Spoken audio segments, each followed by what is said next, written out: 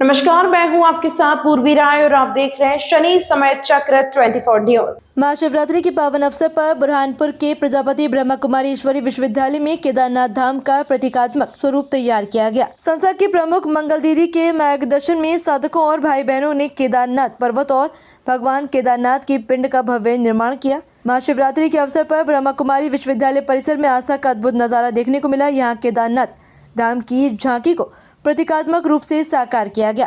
भव्य पर्वतीय स्वरूप भगवान केदारनाथ की पिंड और मंदाकिनी और मन्ना नदी के दृश्य श्रद्धालुओं को वास्तविक केदारनाथ यात्रा का अनुभव करा रहे थे।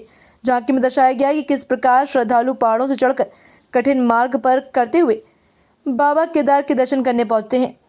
संस्था द्वारा पिछले 20 वर्षों से लगातार ज्योतिर्लिंगों के प्रतीकात्मक दर्शन कराए जा रहे हैं।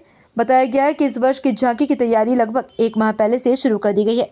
श्रद्धालुओं का कहना है कि केदारनाथ की वास्तविक यात्रा अत्यंत कठिन मानी जाती है और हर किसी के लिए संभव नहीं। ऐसे में बुरहानपुर में ही बाबा केदारनाथ के दर्शन कर वे स्वयं को धन्य महसूस कर रहे हैं। इस अवसर पर क्षेत्र के विधायक अर्चना चिटनिस, पूर्व महापौर अनिल भोसले और कई सारे लोग मौजूद रहे। ओम शांति। प्रजापिता ब्रह्मा कुमारी ईश्वरीय विश्वविद्यालय की ओर से प्रतिदिन महाशिवरात्रि के पावन पर्व पर अलग अलग झांकियों का निर्माण किया जाता है। उसी में इस साल हमने केदारनाथ की झांकी बनाई है ताकि हमारे जनमानस लोग वहां तक पहुंच नहीं पाते हैं, तो यहाँ बैठकर ही उनको बुरहानपुर में ये दर्शन हो सके, उसके लिए ये झांकी का आयोजन किया गया है।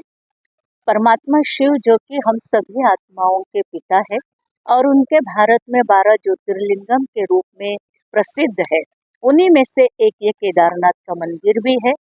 तो उसके लिए यहाँ की जनता को इसका लाभ मिले, उसके लिए यहाँ पर हमने एक चित्र प्रदर्शनी का भी आयोजन किया है और केदारनाथ के दर्शन भी होंगे और साथ में यहाँ पर पानीपत से पधारे हुए कलाकारों के द्वारा बहुत सुंदर प्रस्तुतियाँ भी यहाँ पर दिखाई जाएगी।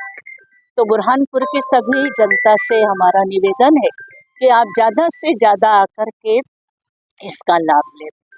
ओम शांति। बहुत अच्छी अनुभूति थी और हम बहुत खुशकिस्मत है कि हमारे यहाँ ब्रह्म कुमारी आश्रम है और मंगला दीदी हमें हर वर्ष 12 ज्योतिर्लिंग के दर्शन कराती है। 12 ज्योतिर्लिंग के दर्शन करना बहुत सौभाग्य की बात है और एक साथ 12 ज्योतिर्लिंग होना बहुत बड़ा सौभाग्य है।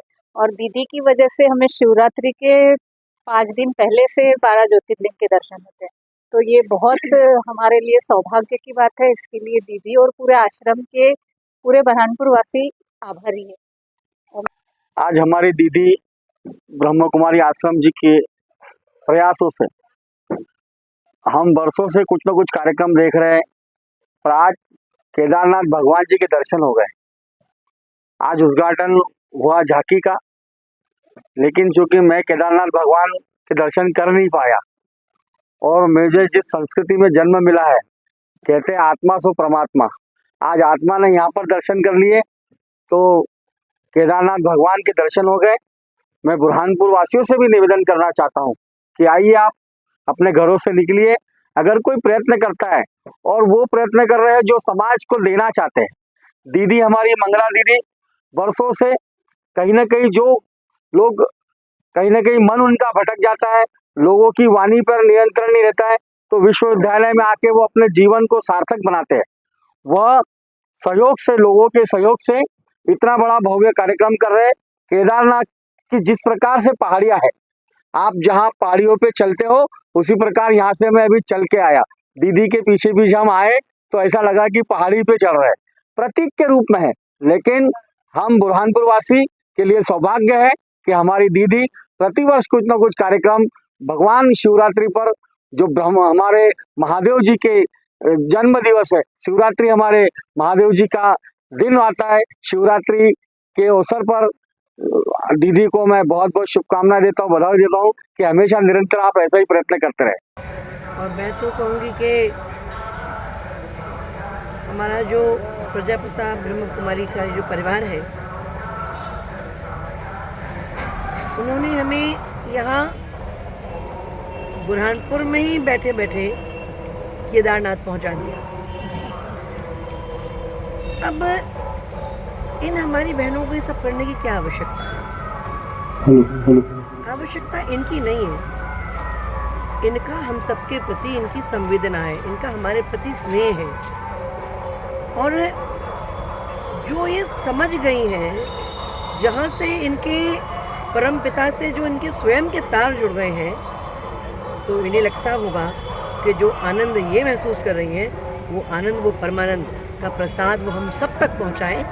इसलिए एक निस्वार्थ भाव से, और मैं परोपकार भी नहीं कहूँगी इसे, ये तो वो है कि वो अपनापन है आत्मा का आत्मा से, कि जो अनुभव और अनुभूति और जो समझ, एक प्रकार से एक भाव जो इनको जन्मों के पुण्याई से प्राप्त हुआ, वह हम सब तक उसे पहुंचाना चाहते हैं।